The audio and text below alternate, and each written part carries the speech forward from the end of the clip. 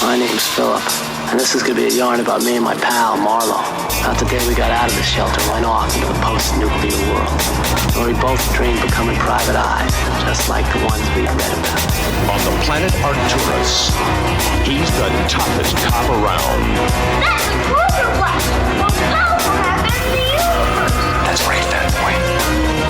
What do you want, asshole? Nothing. You're just gonna walk away? Guilty pleasures, standing just outside my door, drastic measures, things I've never done before. Hey everyone, welcome back to another episode of Sleazoids, the podcast where we go down the rabbit hole of 20th century genre fare, from the most influential canon classics to the trashiest exploitation films we can get our hands on, and invite you to tag along in helping us create a canon of sleaze. Each week is a double feature grindhouse style where we discuss two films loosely related by subject, genre, actor, filmmaker, or franchise, and at the end of each episode, along with our honorary Sleazoids, which you can become by subscribing on Patreon. Coming up, we're talking some 80s fuck them kids cinema, so join the sleaze. We decide on all the official ratings and rankings for every film that we cover. Patreon subscribers also get an on-air shout-out and 2 bonus episodes every single month, which we have been doing for over 3 years now. There's something like 70, 80 bonus episodes, as well as our bonus transmission series, where we talk about new release genre movies, which, believe it or not, those are still coming out, and we probably have one coming out soon on, you know, all the Warner Brothers crap that's been dropping, like King Kong and Mortal Kombat and everything like that. So again, patreon.com/Sleazoids podcast if you would like those episodes. And speaking of which, we did have quite a few people make the jump this week, so I'll give them their shout outs here real quick. We had Logan Feldman, Z, John Daniel, Brendan Estevez, who upgraded from his 5 to 10. He'll be joining us for the monthly virtual screenings that we do each month for the $10 patrons. I don't know what we're doing next week or this coming month, but it's going to be something crazy. We would have just done Body Bags with John Carpenter and Toby Hooper, which is going to be fun. Who else here? We got Jackson Barkley Stevenson. That's a name. John Hoopenthal. Christian Childress, who also pledged at the $10. Thanks so much. Thank you. Amafi, Fergus Maxwell, Jabril Shank, Teddy, there was more than I thought this week, Gavin Rutledge, Maxwell Harkness, and Nick Metler. So thanks so much to all of you. Hope you are all enjoying those bonus episodes. That's the one plug for the week. The other plug, as always, is Apple Podcasts. If you guys are listening on Apple Podcasts, and I see the stats, I know that you are. I see you right now listening on Apple Podcasts. Scroll down to the very bottom. Give us a good old rating and review down there. Helps us climb the ranks and find new listeners. And the last plug is merch. If you guys like the art that horror artist based out of Toronto, Trevor Henderson, did for the show for us, you can get that put on basically anything that you want. A mug, a shirt, a pillow, a hoodie, a notebook, whatever you can think of, you can probably put it on something. The link to that will be in the description of this episode, as well as can be found at sleazoidspodcast.com. And all right, that's it. That's the intro. It is getting long. Welcome back. As always, I am your host, Josh Lewis, and joining me also, as always, is my co-host, Jamie Miller. Welcome back, everybody. Welcome back. I think 2 weeks ago would have been the last time you folks would have heard from us on our supersized 3-hour epic episode on Steven Seagal with reigning champion of guesting on the show, Andrew Law from the Bunta Vista Socialist Club podcast, where we talked about Above the Law, the very first movie that Steven Seagal ever starred in, and the mysterious origins of how he got a movie career, which sounds like it was on some doctored footage that he, test footage that he sent to Warner Brothers, as well as a bet by a Hollywood movie agent. And of course, and then the mystery of where his hairline went and then came back. So that was something too. And he may or may not have formerly been a CIA agent, but the CIA will not tell you. That's right. We paired that with his unhinged solo directorial outing on Deadly ground, which I cannot describe to you in a log line. But if you want 3 hours of us breaking down Steven Seagal, his origins and his eventual downfall a little bit, we talked about it 2 weeks ago. That's on any podcast listener of choice. That was the free episode. But last week we did your guys' voted episode, which, by the way, the polls are now open on the Patreon for all of the patrons. Make sure you go in and vote, because every other month we do an episode that you guys vote on the double feature, and we did the one that you previously voted on last week, which was Sam Peckinpah's Bring Me the Head of Alfredo Garcia from 1974, as well as William Friedkin's Sorcerer from 1977. We went dark. We had some very sweaty psychological journeys through Latin America by foreigners, and it was a very good pairing by patron Riley Pelling, and it was a big episode too. But moving on to this week, going off a little bit more of our Steven Seagal episode, where we kind of talked about a lesser respected auteur in their own way. We've been building towards this episode for a while, because we did an episode many months ago that a lot of the patrons really loved, where we talked about a little movie called Cyborg with Jean-Claude Van Damme, and also a movie called Nemesis, which we watched it, and it felt like we were watching like a direct-to-video version of like a Hong Kong action movie that predates The Matrix to a lot of the sort of elements that it was doing about sort of like the flesh and the future, and just constant gunfire, just nothing but ammo, gunfire and sunglasses, and stuntmen flying away from explosions and craziness. And that sent me down a little bit of a journey of the guy who made those films, a man named Albert Pyun.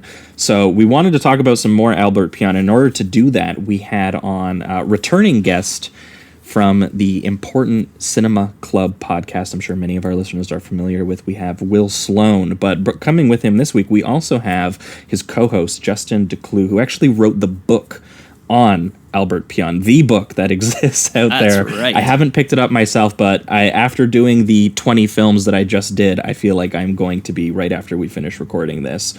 But Justin and Will, how are you guys doing? I'm doing good. Happy to be here.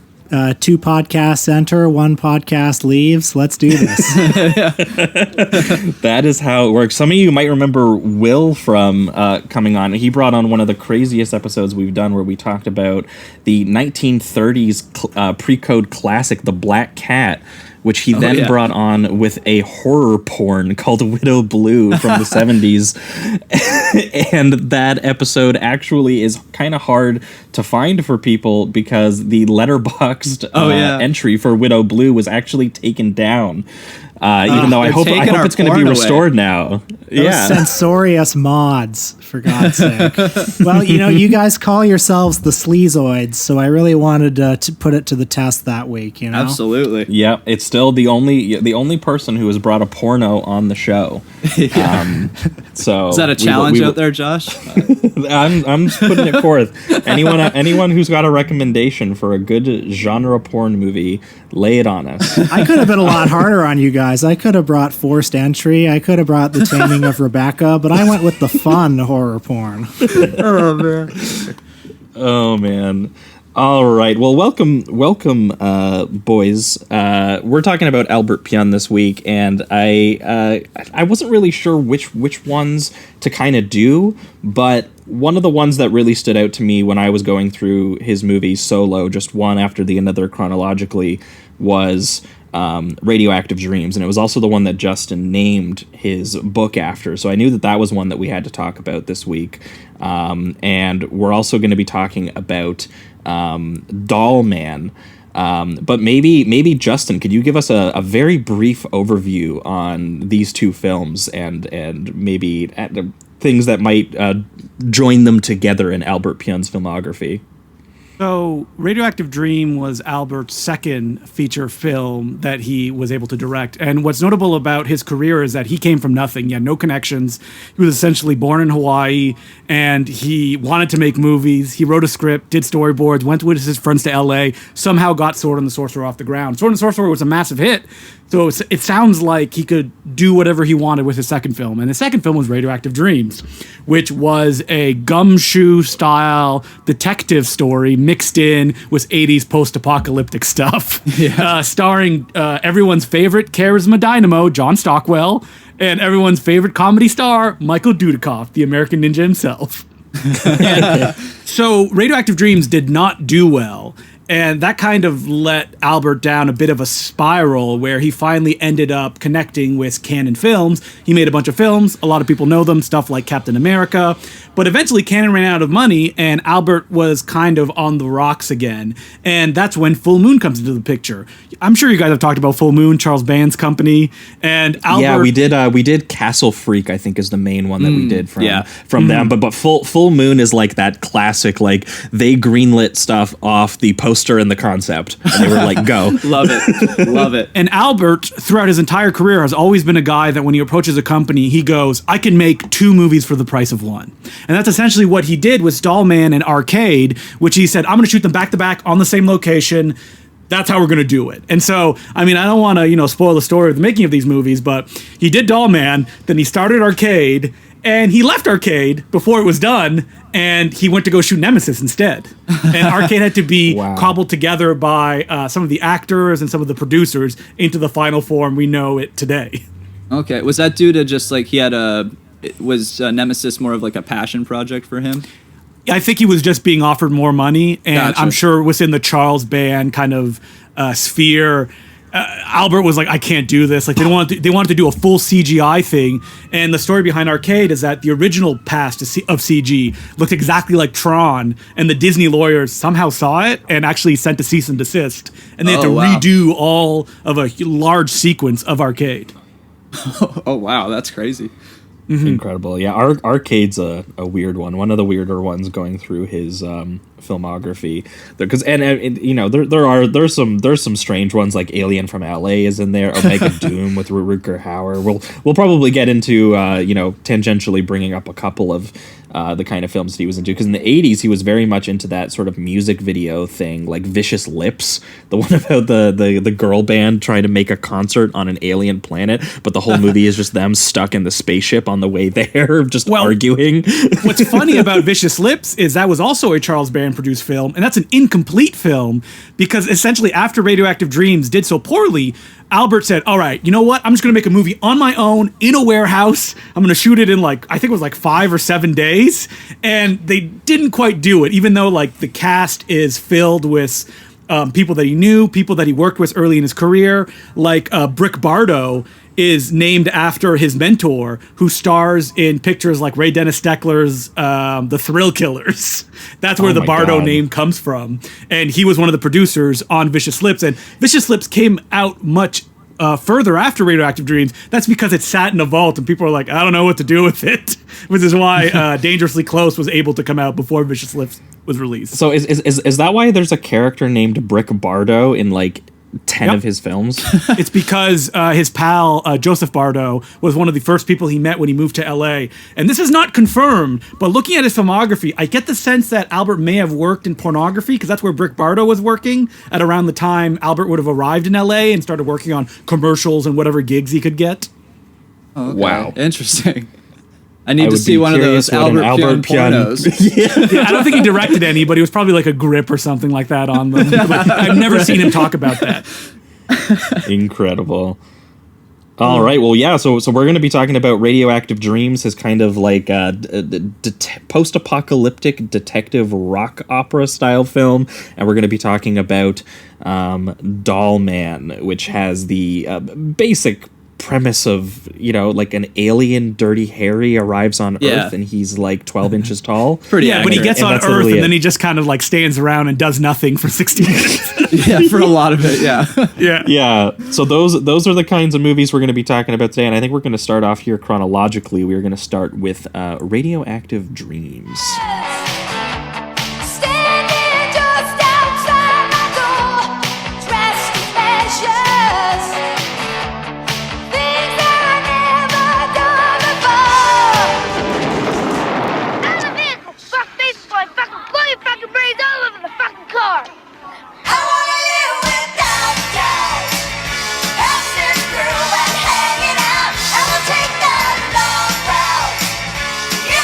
Turns up, Starhead trip? We're private eyes, Rusty. Couple of big-time dicks. You're sure a big dick, all right. Thanks. All right, we are talking Radioactive Dreams, the 1985 post-apocalyptic science fiction detective thriller 80s comedy pop. rock opera. Yeah. Just everything that you can imagine. It is Neo-noir. Yeah. Oh, yeah. It's essentially Albert Pune's version of Streets of Fire, a movie that he loves. That is completely understandable. We covered Streets of Fire on the show, actually with our friend Andrew, who we just talked to about Steven Seagal. Streets of Fire is one of the movies that we talked about it on the show, and since we talked about it, I probably watched it like 3 or 4 times. I keep going back to just the kind of vibe that Walter Hill got in that sort of film, where it feels kind of lost between the 50s and the 80s in this weird like childish fantasy reality where, you know, despite the fact that, you know, it feels like a kid's version of what's cool playing with action figures. It turns me into a kid briefly. I kind of buy into it when I watch that film. And very much watching Radioactive Dreams, I think in my review I even said this is probably a film exclusively for people who think that Streets of Fire is the best movie. And very luckily for me, I am one of those people. And yeah, that is a very good way to drop us into Radioactive Dreams, which is written and directed by Albert Pyun. Obviously, it stars John Stockwell, who we've, I think, only previously talked about in Christine. Yeah. He's kind of like the main friend there. And Michael He would go on Dudikoff, to be a director. He did stuff like Touristas and one of those surfing movies, Blue something. Blue Crush with Kate something like Bosworth. that. Yeah, yeah. Yeah, he seemed to get really into like the teen movie thing. Obviously, he was also in Top Gun as well, right. And I think he wrote another Pyun, Dangerously Close. Yeah, and he co-starred in Dangerously Close as well. Yeah. So it was very interesting watching Pyun try and like kind of like make him. Just a guy I kind of knew vaguely from Top Gun and Christine, and watch him be in kind of like the movie star roles of Pyun films. Yeah. I always like John Stockwell because it makes me think that he and Keith Gordon both starred in Christine as the jock and the nerd. And John Stockwell went off to direct jock movies like Blue Crush, also Into the Blue. Keith Gordon went to go direct nerd movies like, Perfect Clear and The Singing Detective, produced by Mel Gibson. I also just want to say that I value this movie greatly for showing a new side of Michael Dudikoff. You know, we're all familiar with Michael Dudikoff from his meat-headed action roles. Well, maybe we're not all familiar. You know, who knows how many people watch those movies anymore. But I don't know, to watch him do a soft shoe, to watch him be the Laurel to John Stockwell's Hardy, I don't know. It's so delightful. 1985 was kind of a tipping year for Michael Dudikoff because he acted in American Ninja and Radioactive Dreams the same year. So those are like two paths he could have gone down. And before Radioactive Dreams, Michael Dudikoff was mostly just like a joker. Like, he was on a TV show called Star of the Family with Brian Dennehy, and he was like the comedic kind of character in that show. But after American Ninja, it's just like stone-faced Michael Dudikoff for the rest of his career. God, he could have been the new Cary Grant. Wouldn't that have been great? You know, I saw this movie when Justin showed it at the Royal Cinema in Toronto, and he and Peter Kapowski showed it on a 35 millimeter print. And I wasn't all that familiar with Albert Pyun's work. I'd seen like Captain America and maybe one or two others. And like when I was a kid, when I was a budding cinephile, you'd go on sites like badmovies.org and Stomp Tokyo or whatever the popular cult sites were. And his name kept coming up as one of the worst filmmakers. Like our generation's Ed Wood. Exactly. He was somebody who like... Oh, man. Even the people who liked bad movies had contempt for this guy. No cult following at all. And I think a lot of that probably had to do with the fact that the movie that everyone had seen was Captain America, which is not his finest hour. That's actually the only one that I had heard about before we took a deep dive, and you know, it has that reputation. So when I saw that we were diving into Albert Pioni's the guy that did Captain America, I wasn't quite sure. And then, we watched Nemesis and Cyborg, and I was blown away. So that definitely was an off movie for him. Well, I remember when Justin said he was writing a book on Albert Pion. Like, I don't know exactly what I thought, but there was probably a part of me that kind of thought, wow, okay. I mean, well, I know it's a foolish thing in retrospect now that I'm more familiar with his work, but it's like, it seemed like, wow, you're really planting your flag somewhere that nobody has ever planted their flag before. Good luck with that. Yeah. But I mean, I don't know, having read Justin's book and having seen more of his movies, like what's great about Albert Pion is, I don't know, something I think I've learned from Justin is that he was always working under these impossible conditions, and under those conditions, he was always trying. And there are a lot of direct-to-video guys who don't try or just phone it in. And, sometimes Pion would make something that was like really fun and distinctive, like Mean Guns or Nights or Deceit. Very strange and creative movies. And other times the movies wouldn't be so good, but they would always have at least an interesting idea or an interesting mood. Like, not to get off on too big a tangent, but there's this movie called Crazy Six, which is not one of his most beloved films, but it's set in Eastern Europe after the fall of the Soviet Union, and it's kind of like a dystopian world where it's become like a crime world, and it stars Rob Lowe, Mario Van Peebles, Ice-T, and Burt Reynolds, all of whom do not share any screen time together. They were all recorded separately, and so that creates like a weird disjointed viewing experience, but the whole thing is done in this bizarre, dreamlike, late period Abel Ferreira style. And it's done in 2.35 widescreen by his cinematographer, which is incredible because this movie was only meant to be seen in pan and scan. Nobody would ever watch this movie in I interviewed his cinematographer, George Muradian, for the book that I wrote, and he said, we shot everything assuming it would play in theaters or hoping it would play in theaters. And spoiler alert, it never did. Yeah. It's tragic because you look at a movie like Crazy Six or Blast, and like they're doing good things with the compositions. Some of them are quite visually beautiful given the circumstances. I mean, that cinematographer, like, I was shocked to learn that, he worked with Vittorio Storaro on Dick Tracy. He worked on Escape from New York. He was on the Blues Brothers. And he brought all of this knowledge to these pictures where it was, like, essentially a family. Like, a lot of the same actors repeated. You mentioned John Stockwell. Like, there was an early period where John Stockwell could have been part of the Pion family, but then he kind of went off on his own way. But, like, all this team, every time they come to these projects, you get the sense that they're like, we're going to give it our all. This is going to be the best thing that we can do. And oftentimes circumstances and also Albert Pion's need to continually create kind of makes them stumble a little bit. I mean, Albert Pion is very Jess Franco-ish in that, him making movies is not because he needs to make money. Like, he's not like, I'm going to cash out this time. It's like, I got to make this movie to make money so I can make the next movie. Even if it like self-destructs all the projects by doing that.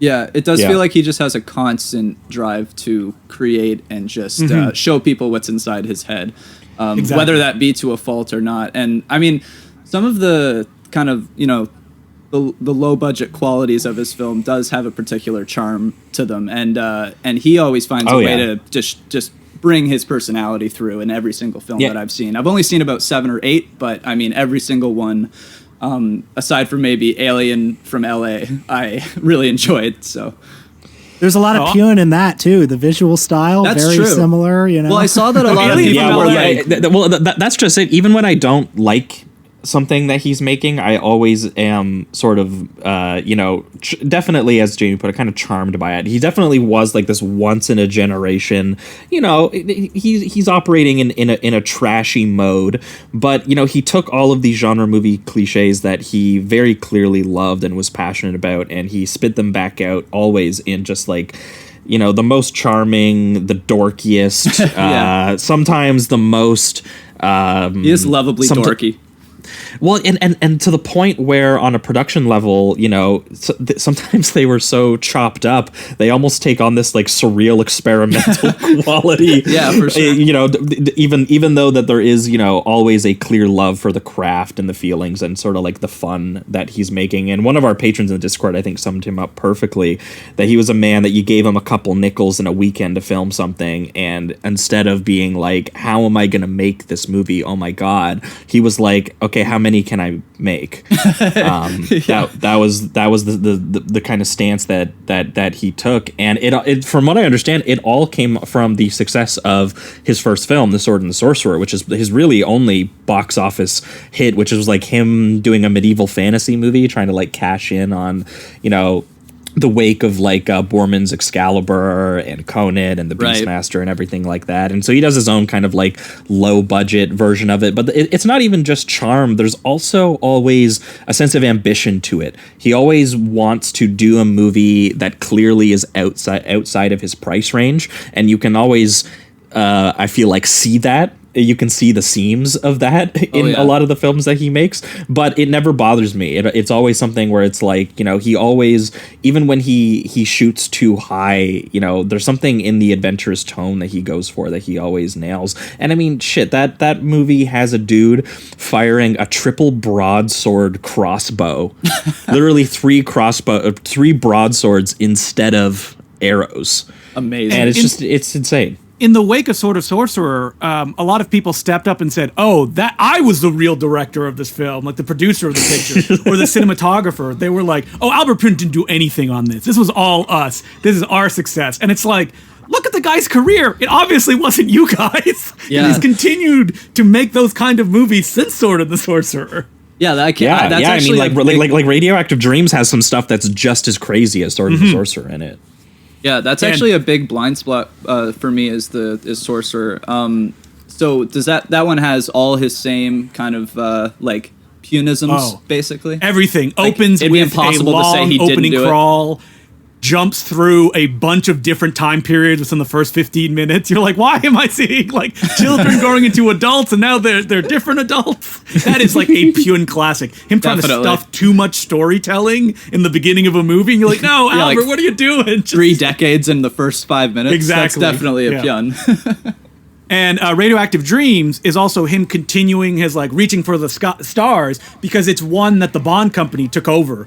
Supposedly near the end of production and in post-production, which if people don't know, Bond companies come in when you don't make days. It doesn't look like you're going to finish the film. So the insurance you have is like, all right, we're taking over and we're finishing the film for you. Damn. Okay. Yeah. But So supposedly that manifested? It's funny because watching the film, I don't know that I would have known that. Well, supposedly, so I was interviewed for a documentary about Pune that people are making, long going, so I don't know when it's actually going to come out. But as I was stepping out of the interview room, the editor of Radioactive Dreams was coming in, and I had so many questions for him. And he said that the Bond company only came in during post-production, that they did run out of money during the shoot because one of the big like investors pulled out at the last second. So that's why, like, when Pune talks about it, he's like, I wanted a big musical number at the end, and now it's just kind of like, they're just doing a shuffle. They're just doing a shuffle, essentially. And that's like all that he could get out. And what's interesting about Radioactive Dreams is that there are 2 radically different versions. On the Japanese Laserdisc, it's a completely different cut with like completely different story directions and character beats. Oh, wow. So interesting. So I've only seen... It's worse, right? The Japanese version isn't as good. Yeah, I don't like it as much. Michael Dudikoff's character is more of like a jackass. One of the women characters dies in the movie at the end instead of living. Yeah, there's like there's like different musical cues, different stuff happens, like characters talk more.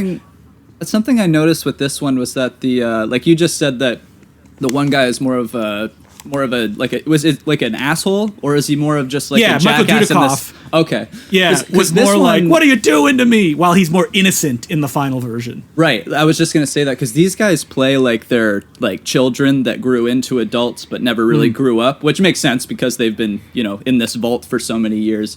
But I just love that. Did we set up the movie? Are people like, what is this movie about? Yeah, maybe. Yeah, I was going to say that, then I'll go into my little spiel here. For anyone who hasn't seen Radioactive Dreams, it is very broadly, it kind of opens on this nuclear war breaking out in the year 1996. And in 80s fashion and in Pyun fashion, who loves Streets of Fire so much, he literally made like a sequel knockoff, like not that many years ago. It opens on like, this synth drums and this sort of like, pop rock playing while these two kids are being shoved into a shelter by their fathers. And those two kids are Philip Chandler, played by John Stockwell, and Marlowe Hammer, played by Michael Dudikoff.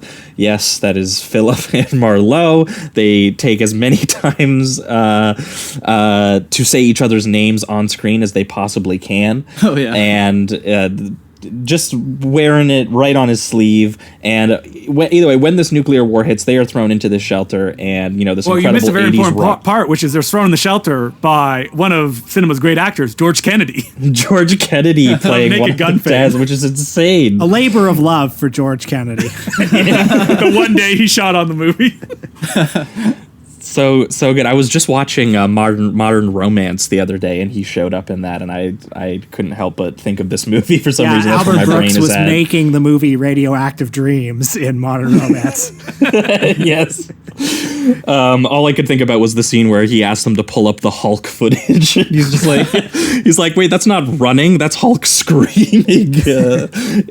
But so they throw these kids in the shelter to this 80s rock ballad that's playing, and they spend 15 years inside this bomb shelter with 1940s food rations and newspaper boy styled clothing and nothing but pulp detective novels. And also he went Zack Snyder's Justice League mode, Academy ratio, for this opening scene. Oh, and in black and white as well.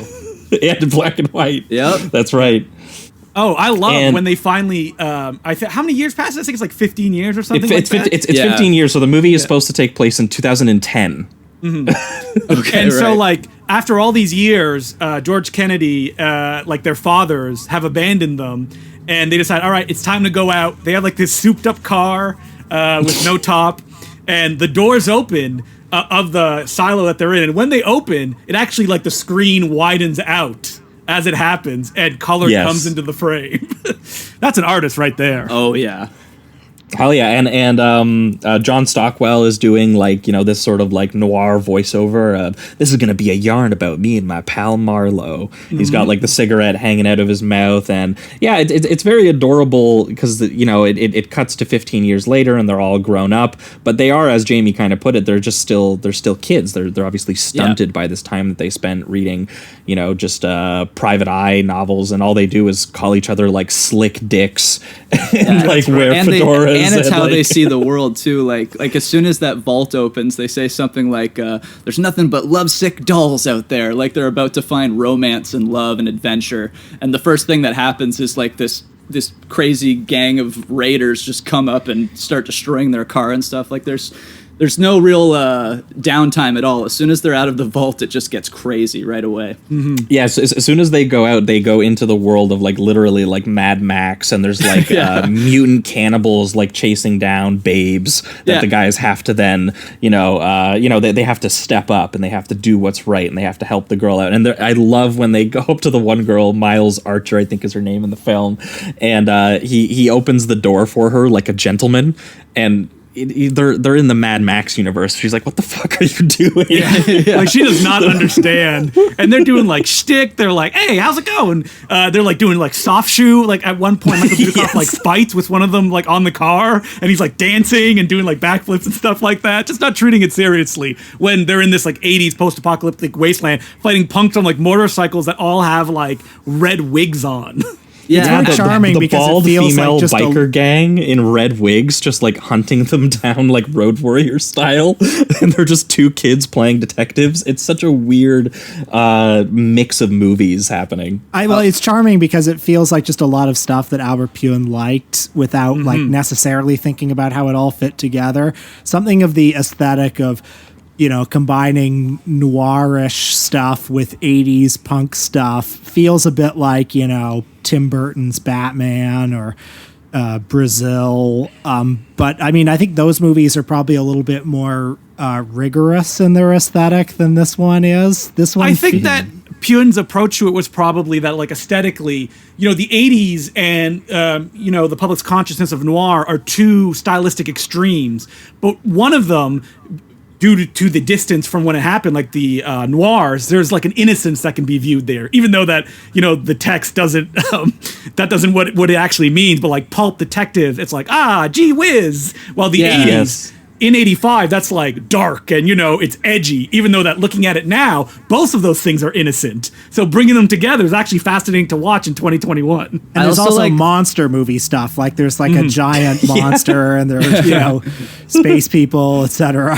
I also like the kind of like 80s like sex comedy stuff they throw in there every once in a while. Like one of the raiders actually gets on the windshield and presses her boobs up against the windshield and then licks it's either Phil or Marlowe, I can't remember which one, but licks him and he's just having a time. He's like, I don't know what to feel about this at all. I've just been I've grown up on these 50s noir novels. Like, what is going on? Well, yeah. Well, that's what's so funny is that there's a sense of like very childish innocence to the way that Albert Pyun's like playing with genre. Yeah. But then he will throw in things like, well, these kids are kind of being brought into this new terrible apocalyptic world filled with swearing and murder and rape and cannibalism and mutations and all of these things, so that you get this weird kind of clashing on that. It feels like a kids movie in a lot of different ways, and then you'll get like very vulgar gags like what Jamie just brought up, and then later there's really like bleak subject matter brought up, and obviously also these these two kids who have been stuck in a shelter and went through puberty at a shelter, obviously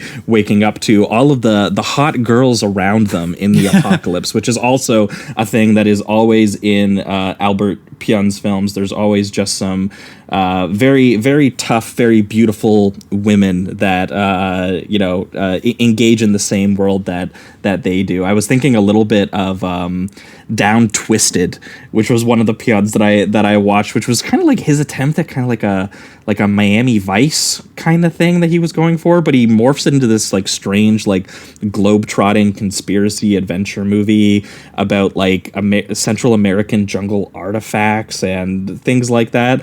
But he always finds a way. And what's that? Forgive me, I can't remember the name. What's that one that he did where the one girl is meant to be playing like James Bond's like daughter or something? Oh, you're thinking of the amazing. What is it? I had the title right in front of me because she's a gymnast and a real life gymnast, and the James Bond character is played by Lance Henriksen. It's Spitfire from 1995. Awesome. Yeah, Spitfire. Yeah, that's right. So the women in his movies are always, they play heavy roles, and if anything in here they're more knowing about the toughness of the world than the two main guys. They're way tougher than the boys, that's for damn sure.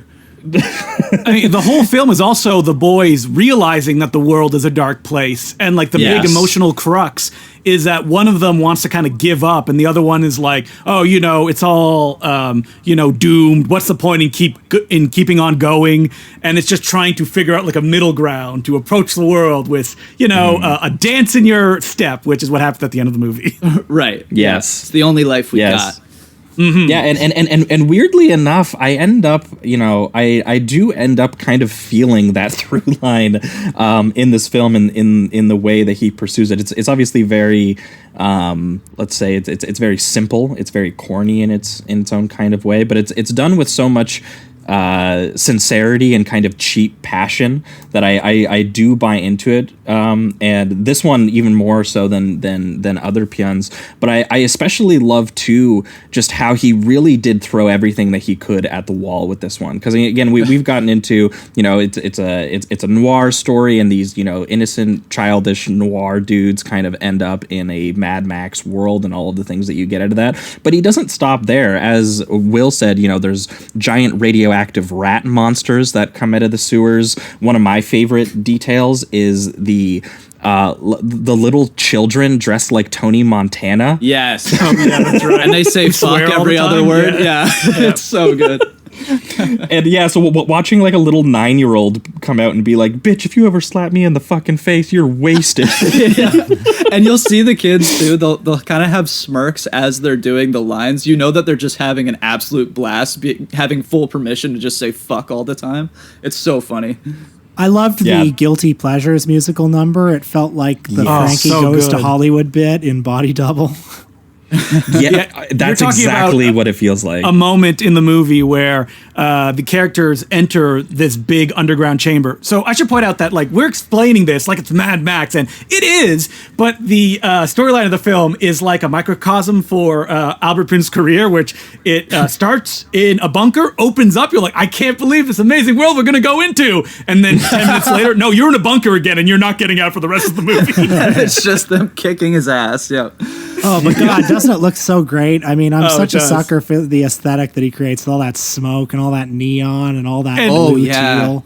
One of my guys, I wish you could have seen this movie on 35 millimeter. Oh, the colors are like, my eyes. Yeah, the only transfer that's available looks like this washed out VHS copy that's put on a DVD. That's what it looks like. Yeah, it's from a German DVD, and it's not very colorful. But like what Will was talking about, the sequence, the guilty pleasure sequence, is the characters walk into this big room. There's a party going on. You hear the music blasting as you've always heard it. And then Sue Sad, the lead singer of the song that you're hearing, Guilty Pleasures, leans into frame and starts singing the song. So you're like, oh, we're in a musical number now. Yeah, and it's directly into the camera. And what's interesting too, it's not just like one, it's not the opening scene and then we just see the action sequence. It constantly cuts back to the band and her looking right into the camera. So it really does feel, for the full 4.5 minutes, like a music video. And it even the scene ends with her doing the final crescendo. The song's over, the beat is over, and she just kind of does a pose into the camera, and then it fades back into the story. So it's guilty pleasures. Yeah, exactly. What a song too. Yeah, oh my God. It's so good. The vocal performance is honestly awesome. It's got a lot of high notes and she's like just wailing. It's really good. Well, all the Sue Sad songs in the movie, and we can talk a little bit about the music as well, which is like the backbone of this film. Oh yeah. Her band, Tony Ripperetti, was in it, and he would go on to compose every score of every Albert Pune film up until today. Like, he worked with them every single time, yeah. And so, if you like that pop rock kind of music, it continues for the rest of Albert's career. Yeah, that's great. I think it can't be overstated either that, again, it's like an establishing shot of like the gang's hideout that turns in, and it just pans over, and you think that you're in the film, and then all of a sudden, bam, she's in your face. Isn't you're it in like a high shot too? So like you wouldn't even expect someone to step into frame. So like it makes no sense. Where is she standing? Yes, exactly. Yeah, when Pune is at his best, I think he definitely feels like he's just kind of playing and he's doing anything he wants. I mean, a movie like Mean Guns is another example of something where it's just he's like throwing a lot of different stylistic ideas at the screen and seeing what fits. Like why not have a musical number? It's my movie. I can do whatever I want. I mean, Mean Guns again, it's like, you know what? Let's make it an all mambo soundtrack. And we'll also let the audience know that we know it's mambo by having Christopher Lambert go, what's this mambo music? I'd like a CD of this, please. It's like it's a direct-to-video action movie. Nobody's watching. Nobody cares. Why not have fun? You've got nothing to lose. And Mean Guns is also one that I remember when it came out, people were like, there's no squibs in the movie, because like everyone's firing endless guns, but nothing is going off. And it's because they shot it in a prison that was about to open. They had a couple of days. They used almost all, like only a couple of lights, and they just went at it, and that's why the movie is the way it is. And when you know that, you're like, oh, that's even better. So is this also the sequence where, I can't remember if it's Phil or Marlowe, but Rusty takes him into that blue lit room where they're gonna like have sex, and he's really nervous, but kind of like, oh my God, I'm gonna make love to a woman. And then the gang comes and kind of ambushes him and all that. That's the beginning of this sequence, correct? Yeah. That scene is so funny because he's like, don't you want to kiss me first? And she's like tying cuffs on him and shit like that. He's like, this is escalating really quickly here.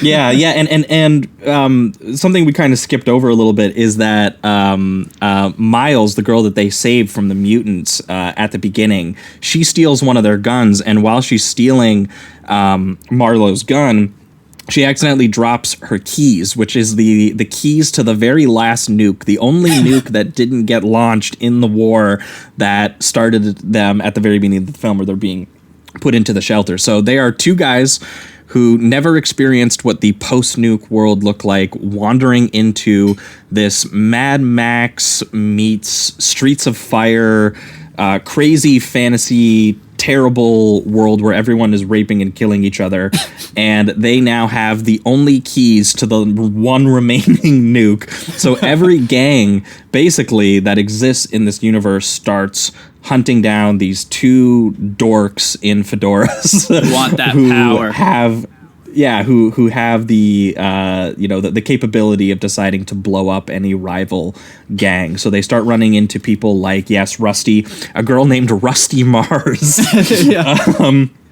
who seduces Phil in order to give him up to what are essentially like these weird like mutant cannibal gangster dudes, one played by Norbert Weiser from Schindler's List. Norbert Weiser is an Albert Pune regular. Wild. I think he's one of the actors who worked with him the most.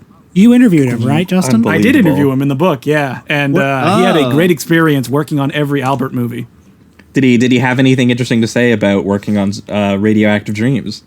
He said he was just brought in. It was a great experience. Albert allowed him to kind of experiment. They worked on the characters together. The Norbert Weisner scene, he plays one of the cannibal that when John Stockwell is tied to the table. And it's really creepy because all the music drops out. We're like, oh, now it's like a neorealist sequence. As like he's about to be tortured. There's no fun to be had here. The movie's getting real. Right. Yeah, and then it will cut to like the hooded lizard-looking people and the giant radioactive rat like fighting the children. Meanwhile, the entire vibe is like this 80s like synth fantasy noir thing that's very childish. Again, you're getting things that like rub up against each other, and you think that they would get kind of nonsensical, but weirdly enough, it just, as it goes on, it starts to make more sense to me, or maybe I just gave up and I just let it make sense to me. I'm not really sure, but also partially too, there's a part where they're like running through the city in their underwear, and it looks like they're running through like the Blade Runner market. Yeah, and there's like, one part where they're passing a couple and they're having sex, and it looks like one of the guys is wearing like a minotaur head or something like that. Like it gets really wild just randomly, and like almost in the background you'll just see the craziest underwear for like they're in their underwear for the entire second act of the movie. Yeah, pretty much. They're just running. That's hilarious too. That the fact that there are heroes are noir detective heroes, and the entire time they just spend running away from the bad guys. Like, please don't kill me. And then they have one moment that's kind of cool, you know, where the fog comes in the alleyway and they're in their full 50s detective uniform. And it's like the one time they get to use some of those cool 50s dialogue, like, hey, dame, you're just nothing but trouble, that kind of thing. But that's when they've gone too dark.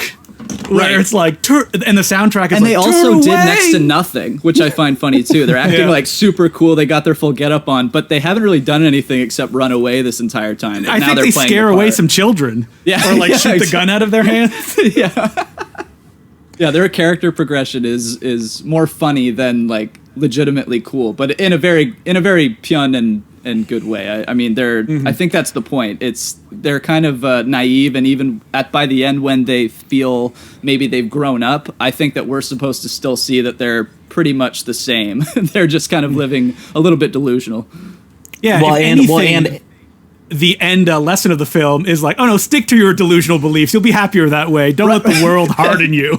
Exactly. Yeah. The movie is definitely about not, because I mean, I think they say it like right before they leave too, is that I think Marlowe looks over at Phil and he's just like, you know, whatever happens out there, I don't want us to change. And it's meant to be, you know, more of this emotional idea of like, you know, I don't want us to turn into, you know, the kind of bad people who do bad things just to survive in this kind of world. And it's meant to be sort of like this more sweet idea of maintaining their you know, the being good people, and they when they're running through all of this, you know, gang warfare that they're seeing on the streets, and the energy of the music is very similar to Streets of Fire, not in just in terms of that kind of like new wave 80s thing that it's doing, but also the music very much is meant to capture kind of like the broad feelings of the characters. Like it's literally like saying things that they're feeling in the songs, while also creating this kind of like unreal space that's all like, you know, too many fog machines and neon colors. That's clearly where like half the budget went. Yeah, and it's constantly dangerous but constantly fun. Like it's weird that,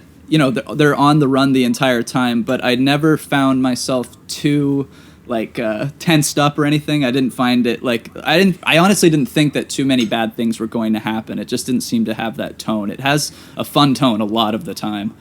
I think yeah, the whole even movie though again they're could be being viewed- chased and gunned down. Yeah, exactly. Yeah, exactly. I think the whole movie could be viewed as like a metaphor for Albert Puen's career, like coming into Hollywood. He came with his friends, and he's like, Right. is this gonna change us? Like, are we gonna harden?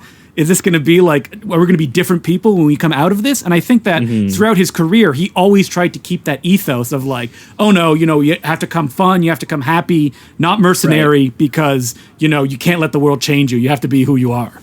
Yeah. Yeah, and it's so funny how again the way that it will develop some of these ideas that these characters are feeling and like that is obviously through like this very, very corny dramatic beats, like as Jamie was putting it, like the bit where they get to stand silhouetted in the neon fog and they come over and it's right after they make the decision that we can't ever let these freaks like blow up the world again, because they have decided they're not going to trust anyone anymore, because every person they trust tries to feed them to cannibals or murder them or in some various way that has happened every single time that they have just listened to what a pretty girl said to them. And the one girl, Rusty, she has like songs where she's like feeling kind of like sad about it. There's one song that's like about her not being able to like look at herself in the mirror, but then the vulgar gangster children, I think, try to kill her, and that's when they appear. It's bam, their silhouette, and the song is like a white knight riding on a breathless horse. These two men showed up, and Phil is so upset with her for trying to feed her to a cannibal. I think she puts it, "I'm sorry about trying to feed you in the meat locker." but they're like, we're not playing no sap no more. This is not, we're not letting this world get to us. We are going to stop all of you. And then meanwhile, she gets like a little bit of a monologue about, how she spent 15 years in a world of like murder and rape, and she's not going to apologize to them. Yeah, and like you guys just got here. Like you don't understand the circumstances whatsoever, and now they're telling her off and all of that. And I mean, I get that Phil would be upset, of course, but they don't take any time to consider why she's in the circumstances that she's in, and that is a good moment for her character to be able to just like tell them outright, like, this is I've been dealing with this for a decade now. And meanwhile, all of this is happening while John Stockwell, he's lighting up a ciggy. The huge bass drum and guitar solos are kicking in.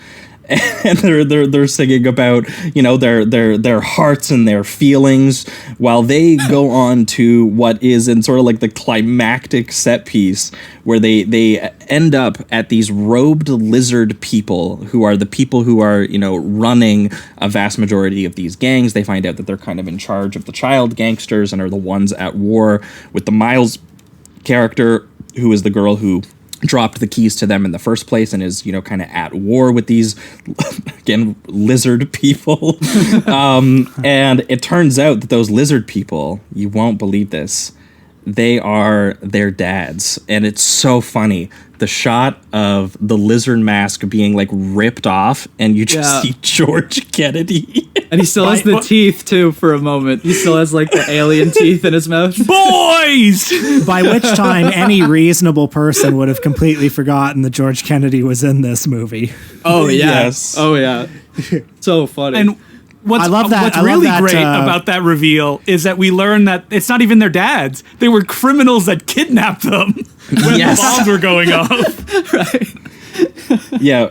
Which is even funnier, and there is a little bit of kind of like a how it's incorporating this idea of this these kids trying to adjust to this this very hard, terrible world where all these things are happening and not wanting it to change them, and they literally look at their dads and eventually basically who again are revealed to just be these criminals who kidnapped them, and then watch them die. It's a very like kind of kill your elders kind of moment for these two, and he still the calls one him kid Pops after he dies too. Yeah, well that's what's funny is the one Marlowe like really wants to find their dads, who as he sees it kind of like saved them from the war, and the other one is like, dude, they're just like weirdos who just left us to die. And they never George came back. Kennedy, after Marlowe goes up to him and he's like, holding him, and George Kennedy's dying. George Kennedy's last words are like, get on with your life, kid. And then he dies. Yeah. And he even tries to have this romantic moment after he passes away, and he goes,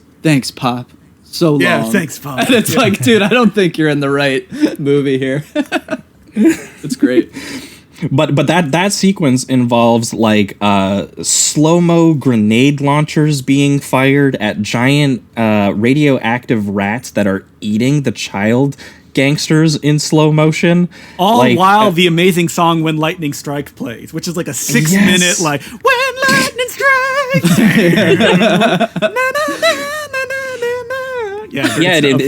It feels like the first time Pyun got to do what he would eventually do in Nemesis, which is like straight up steal like some Hong Kong slow motion action destruction with sparks and smoke and shattered glass and overexposed lights just everywhere. It's actually very, very chaotic, and I wish that I could see it on a better copy, because I bet you it's more impressive on the film print. We should point out that the Hong Kong style didn't really exist as far as gunfighting goes, because Radioactive Dreams was made in 1985. John Woo's A Better Tomorrow would come out in 1986.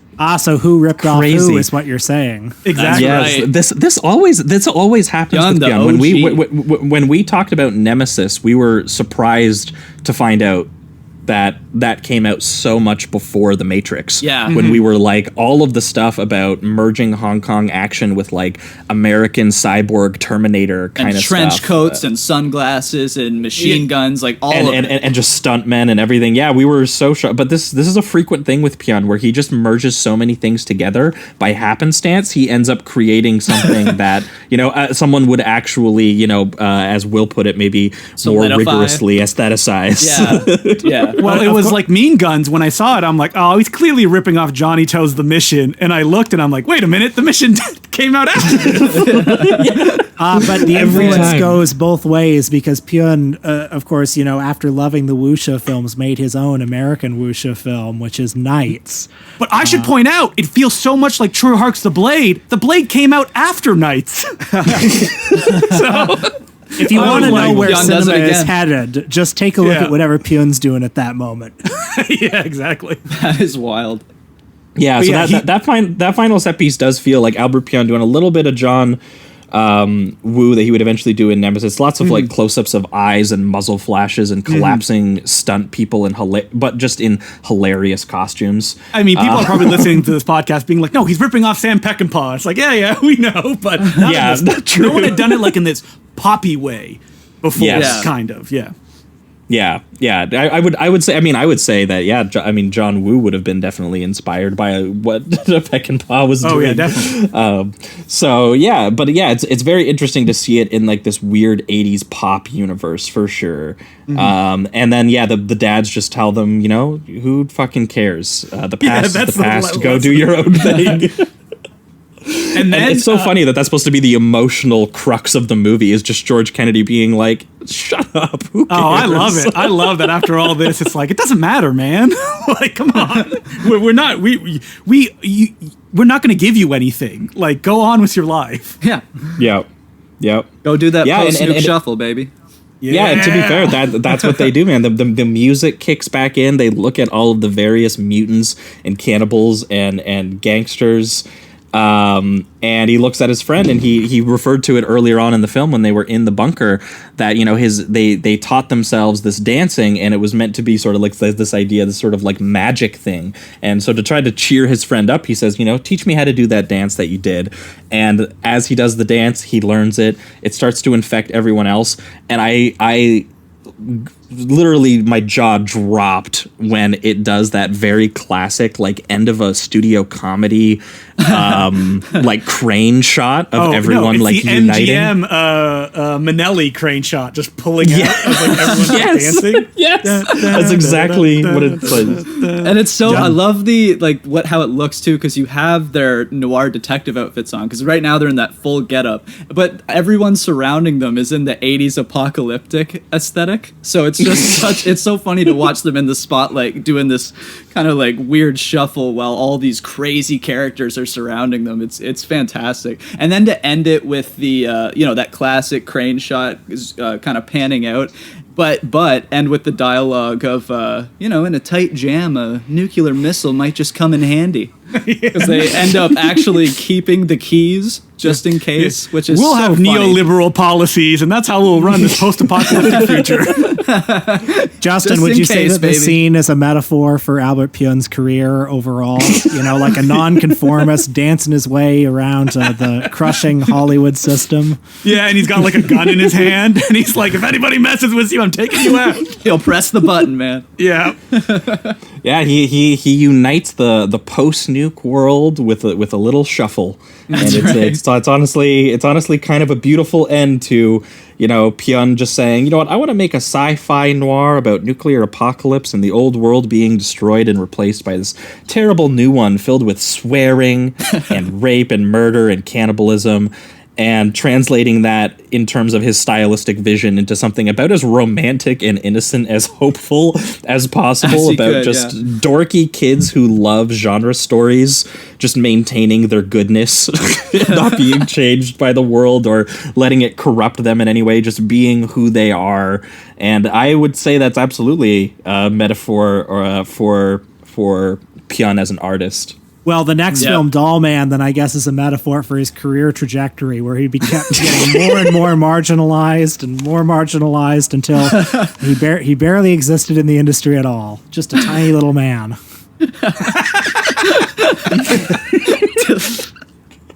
Oh man.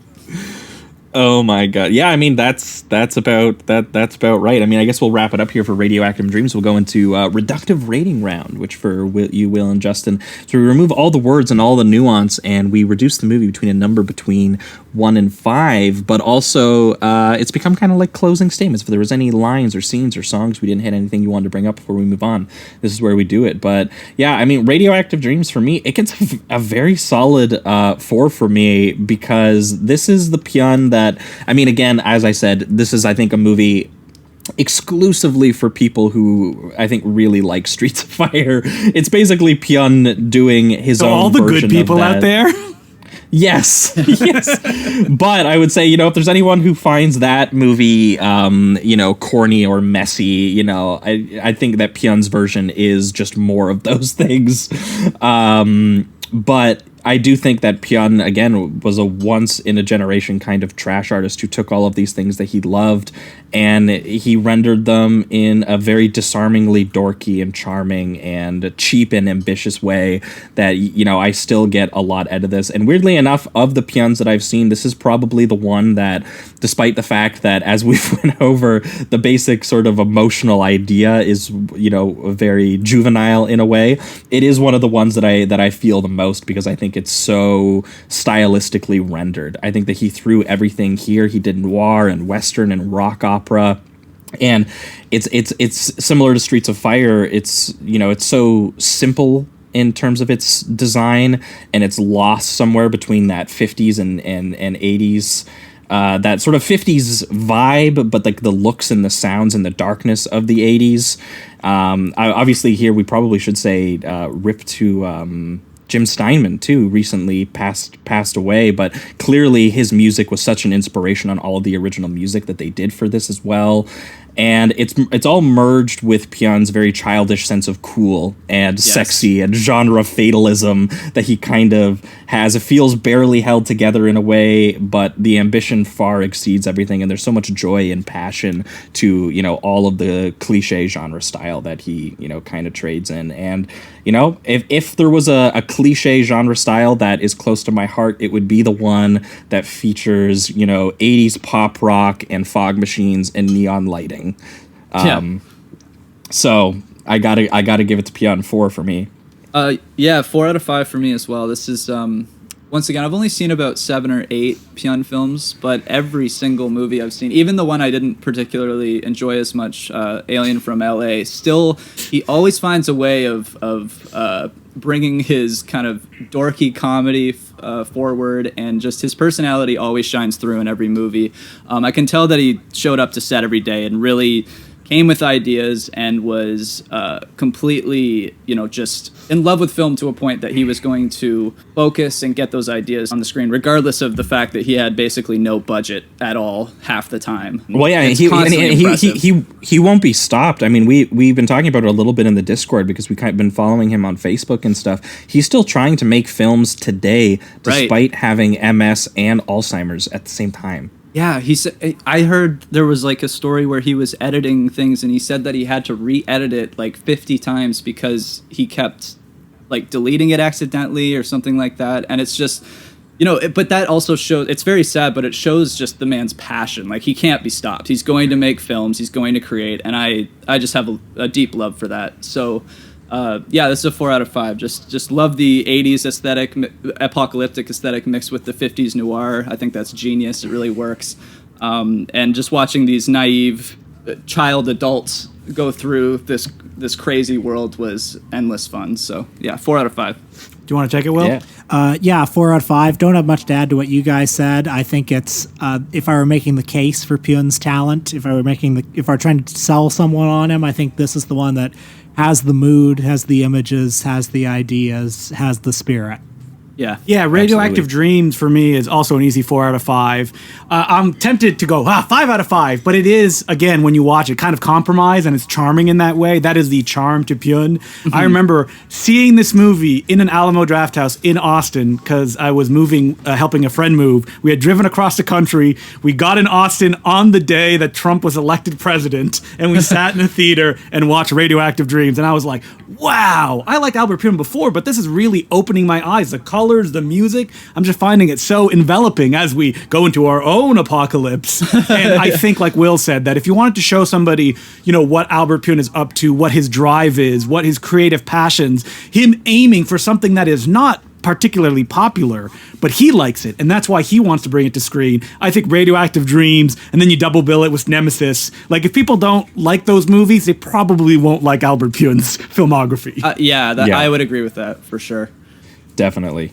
And I gotta see that 35 millimeter print because I think that this kind of has like a lucid dream world quality to it, and I haven't even seen it in all its full colors, and I can't imagine. There's got to be a company like Vinegar Syndrome just like waiting to put it out. Well, Justin, before we recorded, you were saying that one of the problems is people don't really know who owns the movie, right? Yeah, that's right. That Albert funded the films through a lot of independent arms, which is why, half the budget of Radioactive Dreams fell away. So nobody really knows who owns it, which is why it's difficult for these films to get released. And also, they don't have that big of fan followings. Like, Radioactive Dreams does not have, radioactive dream heads out there being like, put the movie out, like something like Night of the Creeps back when it wasn't on DVD. Well, we're gonna start that. We're gonna start that right now. Let's fight the good fight. We have an army ready. Harass every single boutique Blu-ray label, please. We want it on Blu-ray.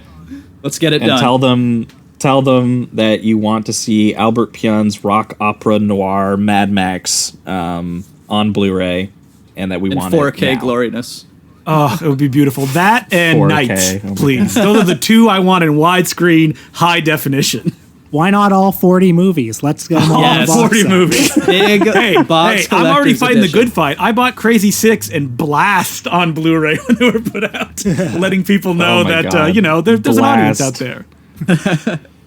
That's killer. Blast, man. That's his Die Hard one, right? Yes, that's his his very generic Die Hard, which I always try to, if people are interested in it, I go, the hero doesn't talk for 40 minutes in the movie. He's just doing his thing. Blast is hilarious because it's about a terrorist attack at the Summer Olympics, but he clearly filmed it at just a community center, just some swimming pool, shitty pool somewhere, and there are maybe 5 people in the whole movie, and there's no sense whatsoever that the Olympics are going on.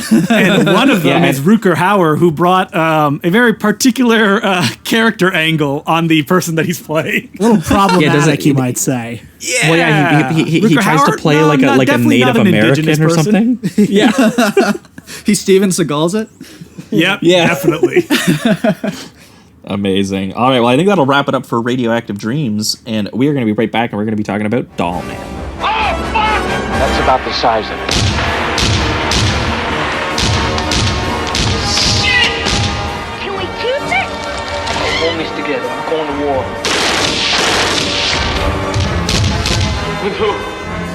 fucking Dollman. Who else?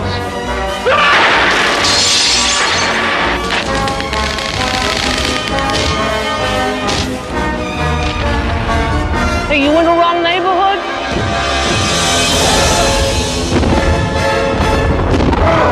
Urban fucking renewal. Dollman. 13 inches with an attitude. All right, we are back, and we are talking Dollman, the 1991 American science fiction action, not really a comedy, but kind of a comedy film. Yeah, there's a lot of good comedy beats. Directed by Albert Pyun and starring Tim Thomerson as Brick Bardot, who is a name that very constantly appears in the Albert Pyun universe. We didn't mention it, but that character is also in Radioactive Dreams very briefly. I think he's Miles Archer's friend who kind of tries to help them escape the cannibals, but then betrays them like 2 seconds later. And it's meant to be like a twist moment. I'm like, I never trusted this guy in the first place. But here, Brick Bardot is, we will say that he is the alien Dirty Harry / Paul Kersey of a planet called Arturos. We see him in the opening scene taking a hostage situation that is happening at a sci-fi laundromat, and I love Albert Pyun's version of like a sci-fi setting, which is just like a lot of shadowy concrete rooms and like TV static distortion. That's mostly it. It's That's probably all what he could afford. That's all we could afford. So he tries to make do with like the cheapest possible like Blade Runner thing of kind of like futuristic but very still dilapidated, and it's dudes in sunglasses and trench coats holding like a futuristic gun in a low budget kind of cityscape. That's basically it. And this opening scene is so crazy to me because it is essentially just structurally it's the fascist cop movie where he shows up and he's the guy who's gonna he's gonna get the job done, but he does it in like the weirdest way possible where they're just like, hey, what are you doing here? You're already suspended, presumably for some sort of police brutality that he did. You're already suspended. Why are you even showing up at this hostage situation at this laundromat that looks like it's just in someone's basement? Because he's the best. And he's like, I'm gonna throw it in with my whites. He's like, I'm just gonna go. It's a Steven Seagal line. Yeah, he's I'm gonna just doing my laundry. I'm not on a case or anything. Yeah. And then he goes down there, and this criminal, he has decided to take all of the overweight women for some reason who are hanging out at the laundromat, and he ties them all together with rope around him as kind of like a human shield. And there's there's jokes about them being like, pick on someone your own size and like shit like this. Yeah, it's so juvenile, but I mean, I just love Pyun for that shit. So yeah, it's so weird watching him show up. And the mayor is there being like, hey, I don't want any dead fat girls on the news, Brick.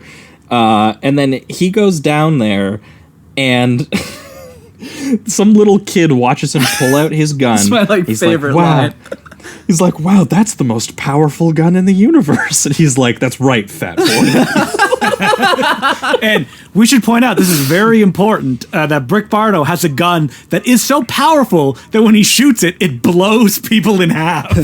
Yes, this is the gun that he has, and he when I first watched this, I didn't quite believe him when he said it, but the line that he says is, I'm gonna blow a hole through these fat ladies and there's gonna be lots of guts everywhere. And you're just like, this is the guy. Is the hero. Like the hero guy. Yeah. And what's amazing too is even like in this beginning it establishes it, but throughout the entire film, this guy is never in any like real danger. The confidence on this man, every time he just takes out that gat, he's ready to go.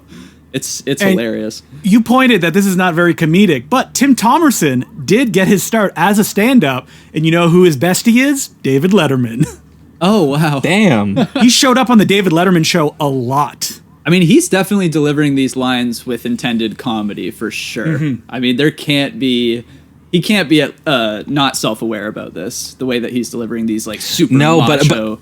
Well, and I would say I don't think that it's not comedy. I would say it's just very mean. Yeah, it's just very needlessly mean. Where he's like, I'm gonna show you the guts of these fat ladies everywhere. Yeah, and you're then almost they get shocked so rather than actually find it like totally humorous. I know what you mean.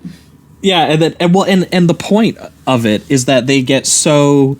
They get so upset hearing that the hostages literally just faint and pin him down, the criminal. Yes. Right. Right. That's his strategy. His strategy is to just threaten to blow these ladies up everywhere in front of him so that they then collapse and the weight of them takes down the criminal who has, used them as a human shield.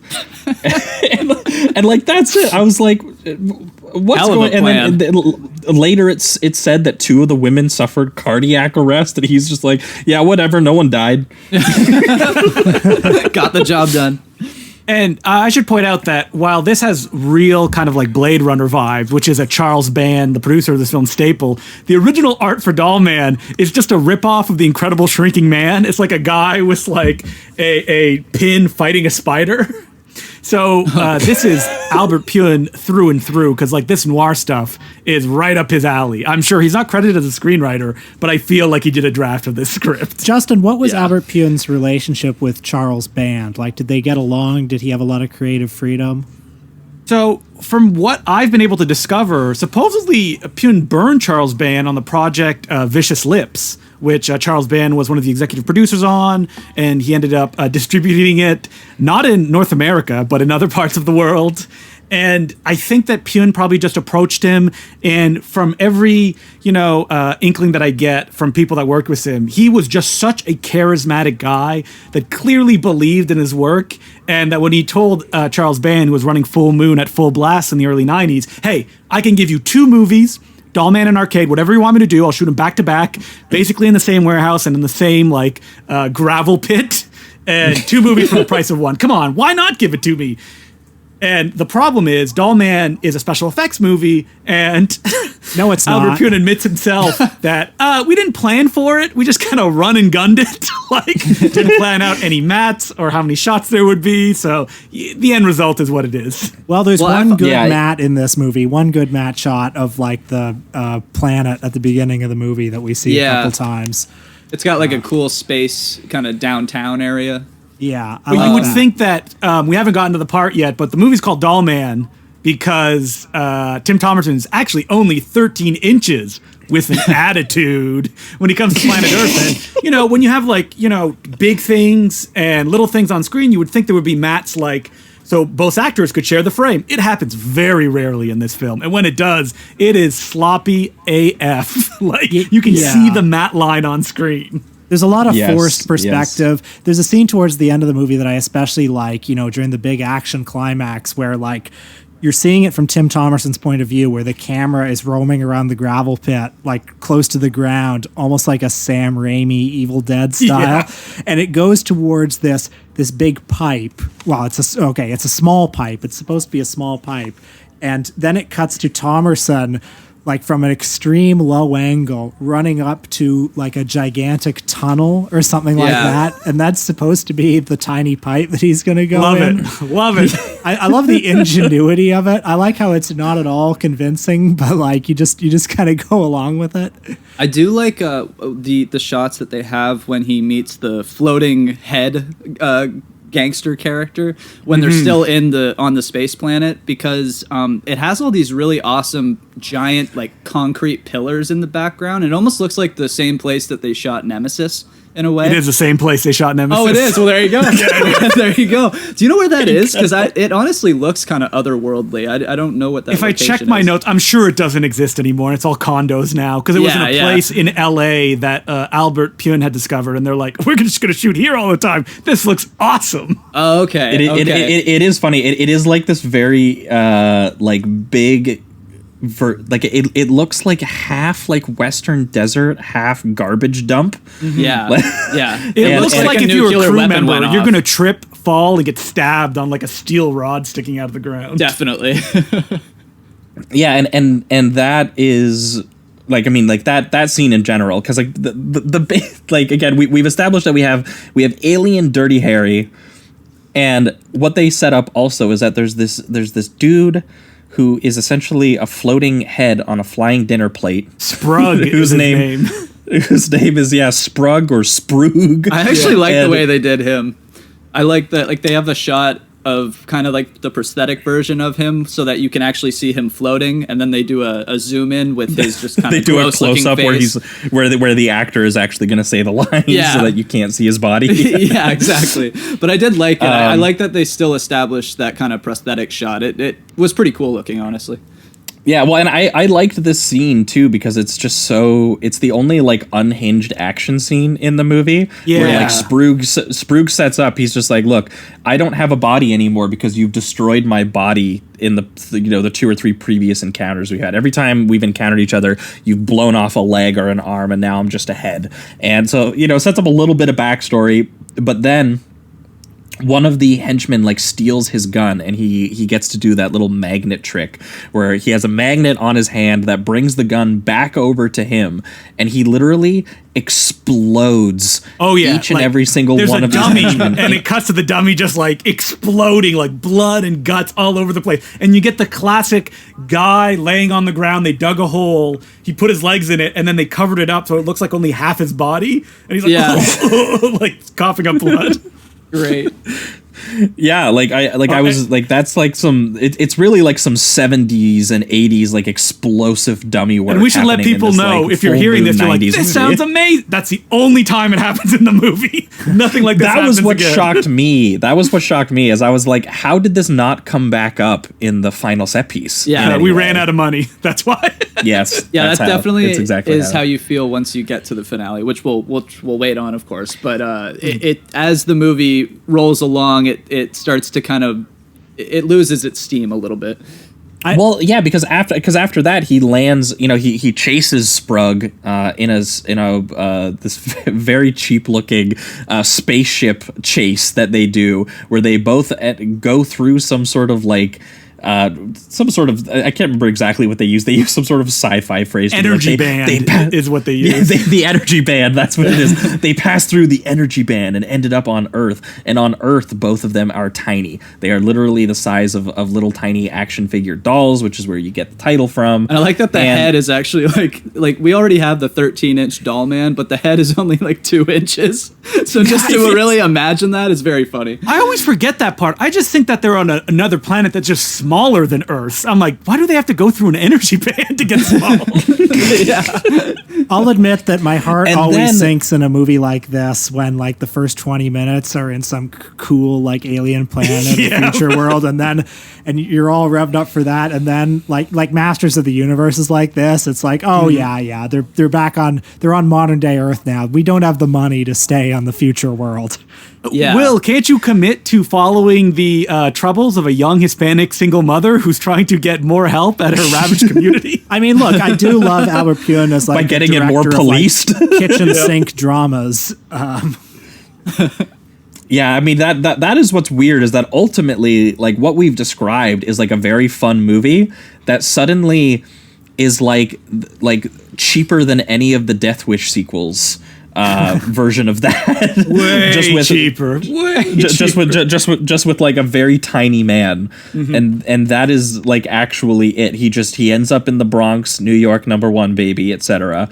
And then there's just all these shots of just dirty streets and the gangsters in the liquor stores and the rundown buildings and the garbage everywhere. And it's like, alien Dirty Harry, he's going to clean up these streets. Because Jackie Earle Haley is trying to, in what has to be one of his earliest roles. No, well, Jackie Earle Haley was a kid actor. That's where he was most famous. He was in the Bad News Bears, I think. Yep, he was one of the main guys in the Bad. He's the older kid in the Bad News Bears that they get on the team. So interesting. So this is him during I don't his, know like, that I don't know that I saw him. phase. I've seen Bad News Bears, but I didn't remember that he's in that. Does he still look the same? I mean, he's young. I think he must be like 15 in that movie. And that he was basically like one of those kid actors. He was also in the Peter Yates movie, Breaking Away, as like a kid. And so like Dollman is a classic, like, last place you usually land as a kid actor who's now old. You're like, I guess I'm in these straight to video movies. Right. Incredible. Well, it was very weird to see, because he has a very distinctive look to him, and I think of any of the actors in the movie, he's trying the hardest. Oh man, he is like committing. He's like, this will be my Oscar reel. Like every time he's on screen. Yeah, he's this Bronx gangster named Braxton Red who just like oozes people in broad daylight and is trying to be like and he's the only one who gets like a dramatic like death moment near the end and everything like that too. It's like it's very weird that he is the character who kind of has the most life, but he is meant to be obviously like the character who Debbie, who is this young Hispanic single mother who's the one who comes across the doll man. She is, being antagonized by Jackie Earle Haley and his gang, and is very upset at the idea that her child might grow up and, get a nickname and get some friends and be part of Jackie Earle Haley's gang terrorizing the Bronx. And she's very upset about this. So what we need is the little tiny doll man to hang around in her apartment and not do very much for about an hour. Yeah. Very weird movie. Gotta say, like, just structurally, like the second act of this movie is just so a lot of just wheel spinning, but like that also you're wondering like it's wheel spinning to get to where exactly. Yeah, like who's really the villain of this film? What is the goal of this picture? I also feel like it doesn't quite have the pace that you want from a movie like this, you know? Yeah. Yeah, I would agree with that. I do think that there is something that's endlessly entertaining about just how weird every circumstance is, just by him being 13 inches tall. Like, as I'm watching, like, all of the neighborhood come into their apartment at one time and just, like, circle around this little spaceship where this 13-inch man is living, and they're all like, ooh, look at this, look at that. Like, there's just a lot of really... It's not very deep, but it's just very strange, and I found that entertaining. I think it's just like the weirdness quality of it all. Yeah, it's definitely an oddity. Yeah, and the concept itself I found entertaining enough to kind of get me through the second act, and also just like the weird performances and the weird way that they don't even try to like do the shrinking man aspect of they it, don't at like all. in a way that makes sense. Not too much. I mean, that's charitable. I think they do kind of try. It doesn't really do anything, which is always a bummer, where you're like, all right, what are you going to do?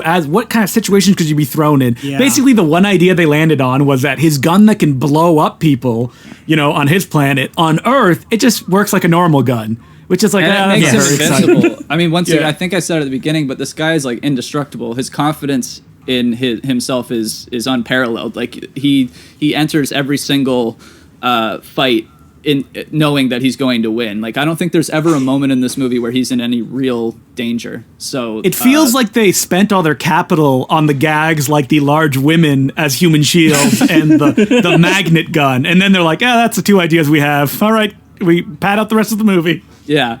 A good portion of what they try to do after is, there's a couple moments like when they first bring him home and he's like shooting the cockroaches and shit. Yeah. Who are like these giant bugs to him and stuff. But it is one of those things where like you could tell if they had the money to like sell that a cockroach feels big to him, that it would be, I wanted a big practical like cockroach puppet that's like towering over Tim Thomerson that he has to like swat out, and then he shoots it in half, and like green ooze comes out. Turn into a little Starship Troopers kind of moment for him. Exactly. Like that. We never had a Bronx kitchen.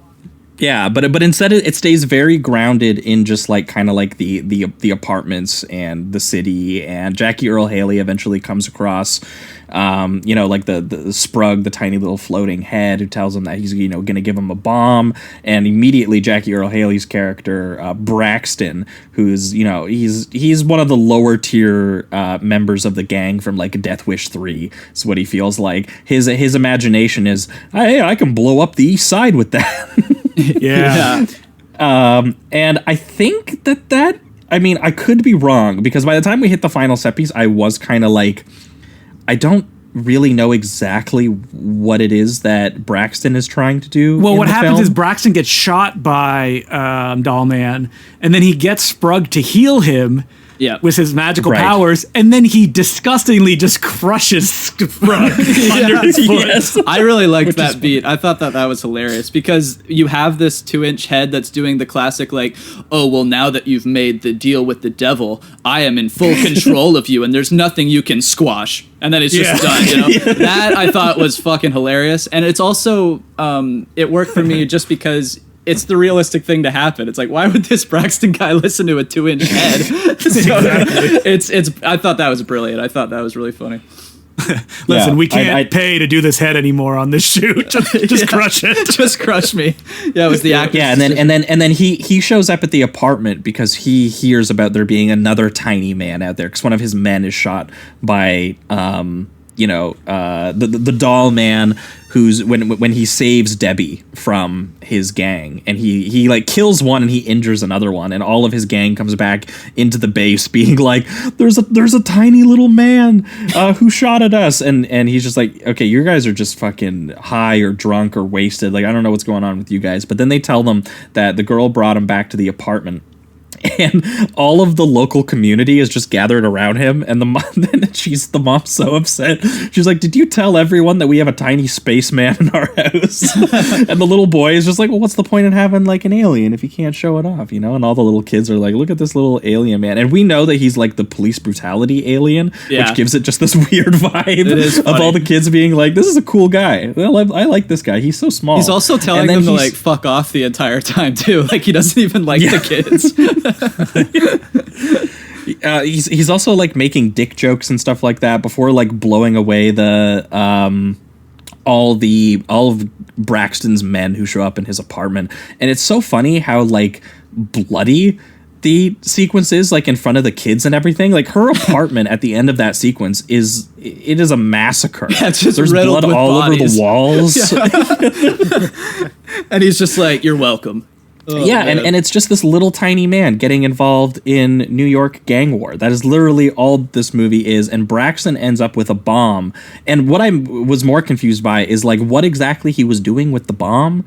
And he kidnaps Debbie, and then there's it leads to the big final set piece where the doll man has to show up and he has to take down the gangsters who are kidnapping and hurting the community and literally trying to explode it with an interdimensional bomb of some sort. That do we see it?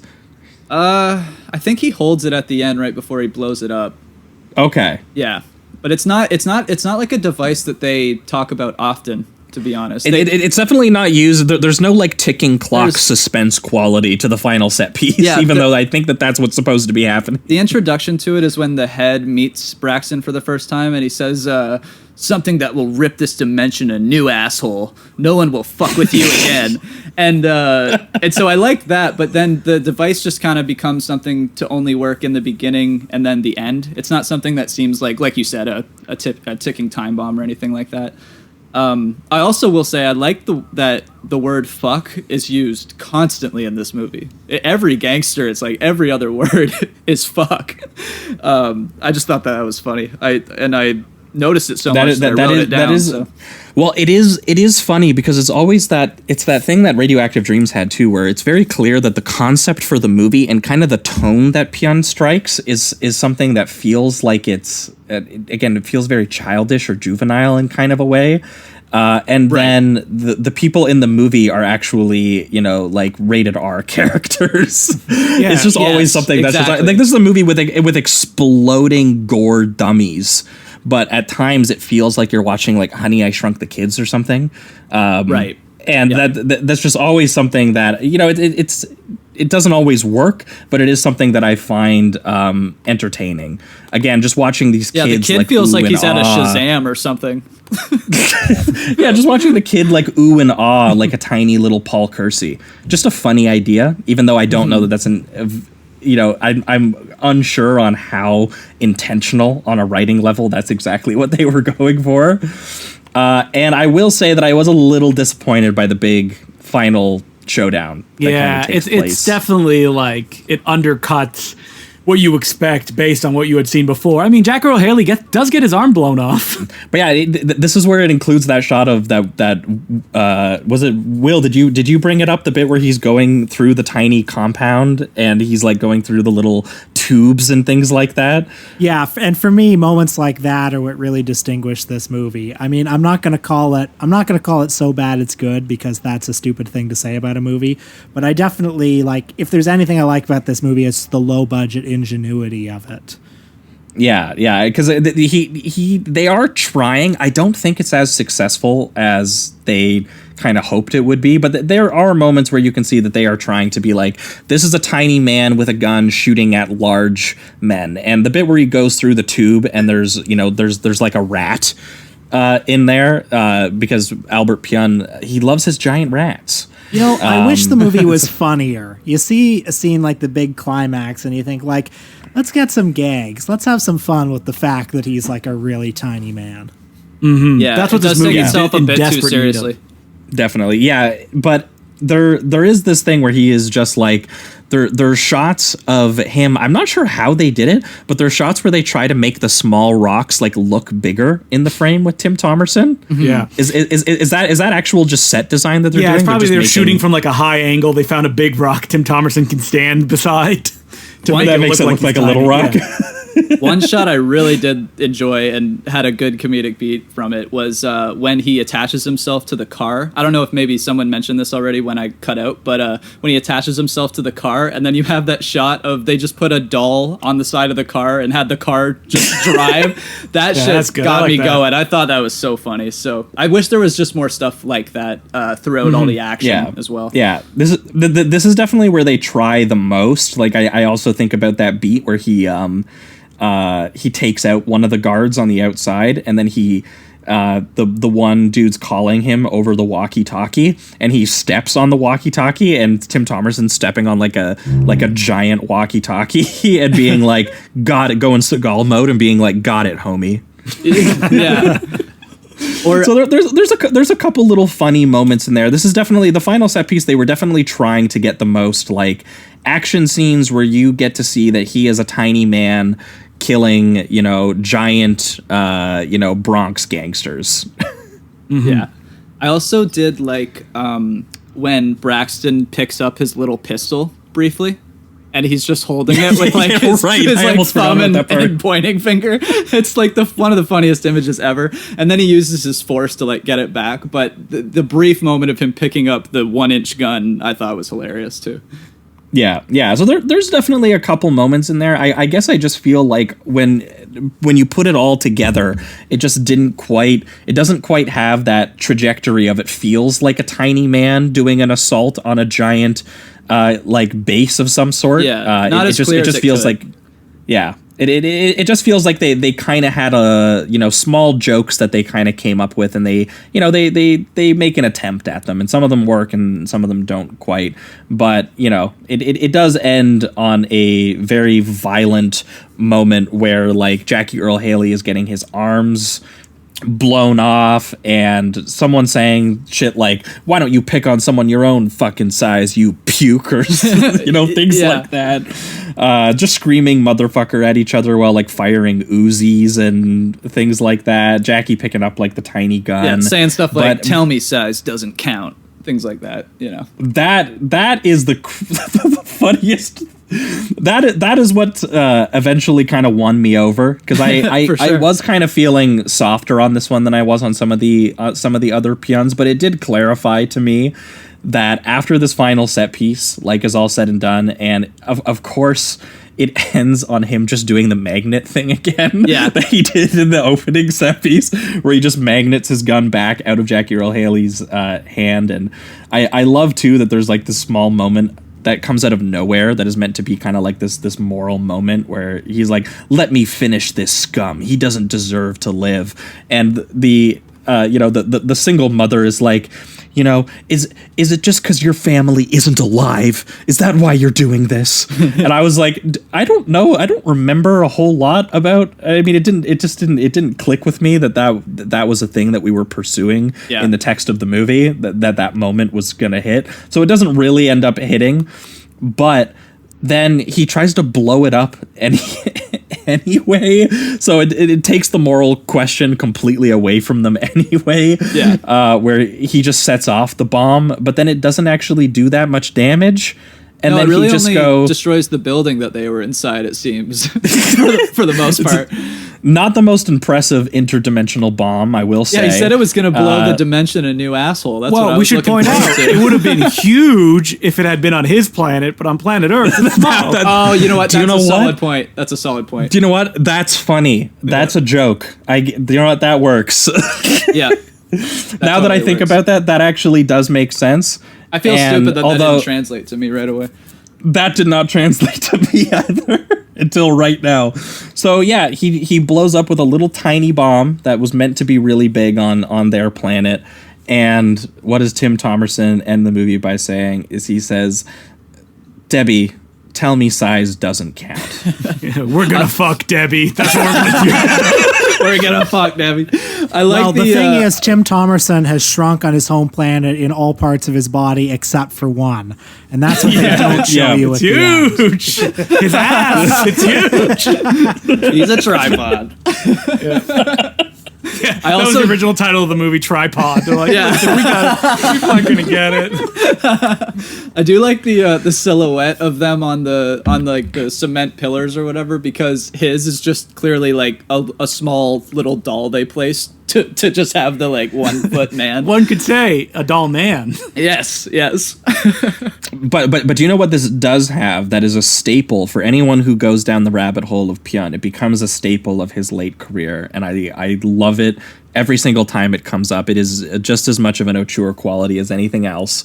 It ends on an extended credit scene where they show you pictures of the actors, and a lot. And some of them will actually tell you the character names. This one doesn't, but some of them in the later ones do. Not just pictures, footage often from the movie you just watched, and it's like a roll call of actors. It's usually just like all the main beats of the plot redone again. Yes, and he does it to extend the film by about somewhere between 7 to 10 minutes to make the credits longer, because this is already like at an 80-minute movie. So to make it... That's the classic Full Moon thing, too, is that they never had long enough credits. So, like, the credits move at a crawl as they play. Right. Yeah, and that has just become a thing that Pyun did a lot. I mean, shit, I can't remember if it was Down Twisted or if it was one of the other ones, but it did the exact same thing. And it was a 71-minute movie with probably about, between the opening and closing credits, about 12 minutes of credits. So like this is just a thing that Pyun would eventually do, and this is one of the first ones I saw where he did that, and it's very funny. Again, he'll just be like, here is literally footage from the movie you just saw, and here's the actors, and that's how I'm going to extend the credits out to get this to like a full feature length. Even the opening credits themselves in this movie are very honestly dull. It's just a backdrop of space and then just like white or yellow font of just the actors, and then it goes DOLLMAN, and then it starts, and it's very slow. Like, it did not need to be that slow. It's a good 3 minutes of opening sequence, and then really this movie's like 70 minutes long total. Yep. So, which I actually appreciate. But hey, you know what? In the end, the tiny police brutality alien, he helped clean up the Bronx, and that's all. I mean, he didn't really not really. No, but he tried his best. Yeah. I don't even know if he tried his best. Yeah. Kind of. The jury's out. You can decide for yourself. Did the police brutality alien do his best? Did he actually clean up the Bronx? Questions that we might not ever know the answer to. And pivoting towards reductive rating round on DOLLMAN, I really don't have much to say other than that. This gets probably the lowest possible 3 I could give, but it gets the 3 because I do get some entertainment value out of it. I would say that it is not, for me, it's just not as sincere or beautiful as something like Radioactive Dreams was, but it is absolutely an oddity that only Pyun probably could have made the way that this was made, and it was absolutely worth watching. But I will say, even just in comparison to other Full Moon stuff, this is one of the weaker Full Moon ones that the only other ones I think I've seen are the Stuart Gordon ones. I mean, yeah, there's no comparison. Stuart Gordon supposedly was on his own, island making those movies compared to what the other people had to deal with. But yeah, Stuart Gordon, like his like Pit and the Pendulum, for example, which is like a pretty vicious adaptation of like Poe. That has to be one of the more like earnest and bleak horror attempts that I saw from him. But it's all like gothic period detail and like brutal torture. And, it's obviously not as good as them, but, it was competing with films, in my estimation, like Flesh and Blood or like Witchfinder General or The Devils. They literally cast Oliver Reed in the movie in it. And so, like seeing a movie like what Stuart Gordon could do with Full Moon and going like full religious medieval psychosis and sadism, and it actually looks pretty nice. And we talked about Castle Freak, which honestly was a great film. And so, yeah, I would say that Dollman, it doesn't quite get to that area for me. And I can't blame it entirely on Pion. I would imagine some of it is budgetary limitation versus the kind of film that they were kind of make. Like, again, this is a film that needed a special effects budget that they clearly just didn't have. Yeah. And so, with keeping that in mind, I think that more so than the little tiny doll man, Pion did try. Oh, definitely. And yeah, there's some hilarity at watching, again, the alien Dirty Harry enter the world of, very cheap Death Wish 3 and just walk around and sit on a shelf for a little while and shoot a cockroach. Yeah. I would honestly give it a solid 3. I never struggled with the film throughout in the sense that I was going to dislike it or anything. I all of its weird qualities and the shot of like the floating head that's established, and then the use of the Nemesis setting again, I thought was a really smart idea. I really do like that location.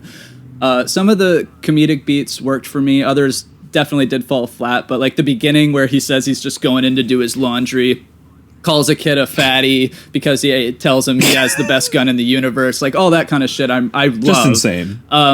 And the fact that it's also 70 minutes, it helps. I think that if this was drawn out to the 90-minute mark without adding some really good comedic beats, I would have struggled with it a lot more. But everything moves so quickly because it's so tight that I never found myself bored, even when things were kind of completely nonsensical. So yeah, I had a really good time with it. I think that is Pion power, is what that is. Yeah. Pion sells this. That's the only way this movie works. But I think if the finale had a more explosive finale with some more creative action beats, I think I honestly would have maybe even forward this thing because it's just so crazy. Damn. But that's the thing. It really did struggle because of its budget, and I just think they needed more money to make that finale really pop, and it doesn't go that far. So yeah, I think it's a solid 3. It's a good time, and it's only 70 minutes. So I mean, I throw this in the same category as like when we talked about the Jack Frost slasher movie. Okay. Where it's like something that I don't think it's nearly that bad though. Yeah, I mean, yeah, I like it more than that, I think, but I would say that it's in that realm of like the concept carries it in a way that it's just kind of strange and worth being like, hey, do you want to watch the movie where Tim Thomerson plays the tiny alien Dirty Harry? Yeah. For sure. Well, that's it. It is more of like a novelty movie. And that's why I'm not going to go so far and say, like, it's a 4-star awesome. Like, it's just so strange. Because it just doesn't quite get there. But it's got enough Pionisms that I still have a love for it. So, yeah, it's a solid 3 for me. Well, I hate to strike a down note, guys, but I just have to call it like I see it. This is a 2 for me. Damn. I don't blame you. I think I do. Well, there's stuff here that I like. This is where the podcast war element is going to come in. Only one leaves, is what Will said. Dollman creates the shift. Dollman has ended friendships. I certainly like some of the spirit of it. I think some of the effects are fun in a silly sort of way. I think ultimately I find myself a little bored in the midsection. I think not enough was done with the potential of the premise. I think Tim Thomerson is a little bit of a stiff as a lead, to be honest. And I'm not going to blame the movie for not having the resources to do better with the special effects, because I'm always up for a movie with more of a handcrafted feel, but I feel like just doesn't quite have enough of the imagination that I would expect from Albert Pyun. So, sorry, folks. Don't worry, the guy who wrote the book on Albert Pyun's coming in to dunk a 3 out of 5. Hey. That's right. That's right. We got the experts, baby. That's what we do. I'll defer to Justin on this matter. I agree with every single thing that Will said, but I find it charming enough. It's not one that I ever go revisit. Giving it 2.5 stars which is maybe what I would give it, feels too rough. It is weird and on its own. There's nothing like it. It was popular enough to have a spin-off, Dollman versus Demonic Toys, which is mostly made up of footage from this movie and the previous Demonic Toys film.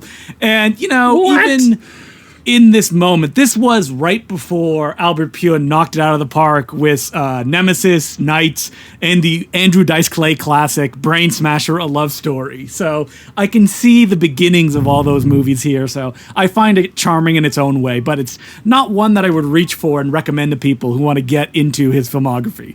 Right, yeah. I would agree with that, for sure. Yeah, I definitely agree. All right, well, I think that will wrap it up for this week's episode. That was Radioactive Dreams from 1985 and Dollman from 1991. Thanks so much, Will and Justin, for joining us and for talking about Albert Pyun with us. We hope a lot of our listeners are going to go take the deep dive and go and watch his films and maybe pick up Justin's book. Buy my book. Yeah. Well, this is where if you guys have anything that you would like to plug, maybe even other than the book, feel free to go ahead and do that. Well, as it was previously mentioned, you can get Radioactive Dreams, the cinema of Albert Pyun, on all Amazons because it's self-published through there. And you can also listen to me and Will on the podcast, The Important Cinema Club, which we do every week, where we pick figures, topics, sometimes even just movies, and talk about them. The deep dives. And hey, while we're here, we've got a couple of Important Cinema Club branded books that we also sell. Oh, yeah. There's the Important Cinema Club Journal, and there's Moturn on Moturn about the films of Matt Farley and Charles Roxburgh. So there's just so much stuff that people can buy from us. Yeah. Buy your ticket. I love listening to your guys' show. You guys are always doing the digging, finding all of the. I don't know that I would have watched Albert Pyun's films without Justin. Having a review of every single one of them that I saw on Letterboxd. I genuinely think that Justin is maybe the only man alive who's seen every Albert Pyun film. I don't think even Albert Pyun has seen every single one. That's not true. I know a guy, he's an Important Cinema Club fan. He hangs around on our Discord. He owns almost every version of every Albert Pyun film ever. Wow, okay. Wow. And it's wild. He's like, oh yeah, I have like 4 versions of Knights. And I'm like, whoa. That's wild. Yeah. Amazing. Perfect. Well, thanks so much, guys, for joining us this week. For our listeners, we're going to be back in 1 week's time, continuing a little bit of the Pyun. Yeah. Because we're going to be doing, for your guys' patron bonus episode, we're going to be talking about some 80s teen movies that kind of go adult crime genre in terms of their style trappings. We're going to be talking about the Toronto classic, Class of 1984, by Mark Lester. Hell yeah. And we're also going to be pairing that with one of Pyun's films that, kind of was in a similar wheelhouse, though not as graphic. We're going to be talking about his canon film, Dangerously Close from 1986, also starring John Stockwell from Radioactive Dreams. And both films very much are taking sort of like the sort of punks versus conservatives and the rich kids versus the poor kids, and doing it in, sort of like crime, and in the case of Class of 1984, horror movie trappings by the end of that film. Very over the top. Insane. But yeah, I felt like we wanted to keep going with a little bit more of Albert Pyun, and Dangerously Close was one of kind of like the weirder ones that I watched of his, because it was kind of him trying to be taken a little bit more seriously. And I thought some of the sort of Miami Vice MTV kind of stylization he tried to bring to that story, actually kind of worked. Yeah. And I don't know anything about them other than that. And that's what you guys can expect to hear us talking about next week. And then the week after, we're going to be back with a special guest where we're going to be doing an insane double feature that I don't know that I totally understand the pairing yet, but I'm sure our guest will explain it to us. Fun. We're gonna be talking about Vampire's Kiss. Okay. Nicolas Cage. Hell yeah. As well as Abel Ferrara's Bad Lieutenant. Holy shit. Okay. Well, the two films share an actor. No, wait, you said Abel Ferrara's. Never mind. Abel Ferrara's Bad Lieutenant. Yes. Are you sure you didn't get the Bad Lieutenants mixed up? I am sure. Okay. I always wanted to get that Vampire's Kiss with American Psycho, so I'm curious as to why that one's paired. I'm very excited though. Vampire's Kiss, I am in love with, and I haven't actually watched Bad Lieutenant yet. Who knows? Maybe I'm wrong. Maybe you'll have to ignore this announcement. We will find out. But I could have sworn that this is what the guest asked for, and I was like, you know what? Okay. We've had weirder pairings before. I'm sure. But yeah, that's what you guys can expect for the free episode in 2 weeks. Sweet. So yeah, I think that wraps up for everything this week. Thanks so much, everyone, for listening, and keep it sleazy. Keep it sleazy.